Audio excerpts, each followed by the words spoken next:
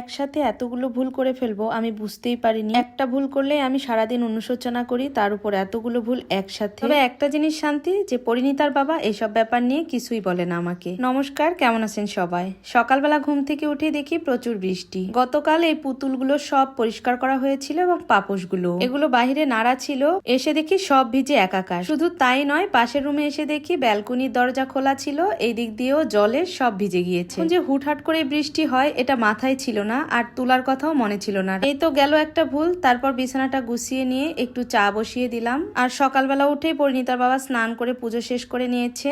আর পরিণীতাও আজকে খুব সকাল সকাল ঘুম থেকে উঠেছে। তো ভাবলাম মেয়েকে স্কুলে নিয়ে যেতে হবে, একটু চা করলে বিস্কিট চা খেয়ে মেয়ে স্নান করে তারপর রেডি হয়ে যাবে। তো চা হয়ে গিয়েছে, আর সাথে কয়েকটা রুটি ছিল, ভাবলাম এটাই একটু গরম করে নিয়ে চায়ের সাথে খেয়ে ফেলি। পরিণীতার বাবাও বলছিল যে আমি তাহলে এই চা দিয়েই রুটি খাবো, নিয়ে আসো। তো টিভি দেখছিল, ওর পাশে বসে একটু টিভি দেখতে দেখতে অনেকদিন পর এই চা খেলাম। তো তার পাশে বসে চা খাচ্ছিলাম, আর সে বলছিল যে অনেকদিন পরে এভাবে চা খাচ্ছি, তাই না? আসলে অনেক ব্যস্ততার মধ্যে এইভাবে টিভি দেখাও হয় না, আর চা খাওয়া তো দূরের কথা। আমিও এর ফাঁকে স্নান করে নিলাম, আর মেয়েকেও স্নান করিয়ে রেডি করে ওর বাবার সাথে স্কুলে পাঠিয়ে দিলাম। আজকে শনিবার, প্রথম স্কুল তাদের। এখন নাকি শনিবার থেকেও ক্লাস হবে। আর আমি এদিকে সিঁদুর পরে নিয়ে রান্নাঘরে চলে যাব, রান্না শুরু করে দিব। তাছাড়া মেয়েকে আবার স্কুলে নিতে যেতে হয়, এই কারণে একটু তাড়াহুড়ো করেই রান্না করে নিতে হয়। তো দ্বিতীয় ভুল যেটা, এই যে এই স্টিলের তাওয়াটা কিনা, যেটা রুটি করার জন্য কিনেছিলাম, কিন্তু এই তাওয়াতে রুটি আসলেই পুড়ে যাচ্ছে। দিদি অবশ্য বলেছিল যে রুটি হয় কিনা আমাদেরকে জানিও,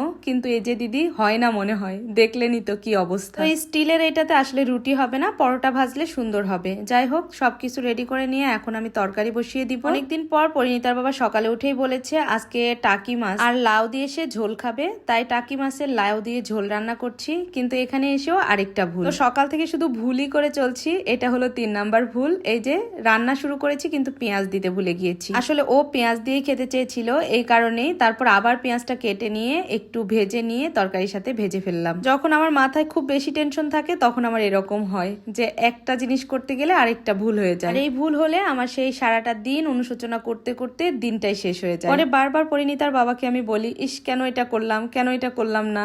তখন ওর বাবা আবার বলে যে থাক, এসব নিয়ে টেনশন করে কিছু হবে না, করেই যখন ফেলেছো আর বলে কি হবে। তোর এইটুক সাপোর্ট আছে, এই জন্য আরো বেশি ভালো লাগে। যাই হোক, আমার এদিকে কিন্তু তরকারিও প্রায় হয়ে গিয়েছে, আর একটু মরিচের গুঁড়াও দিয়েছিলাম তরকারি কালারটা সুন্দর হওয়ার জন্য।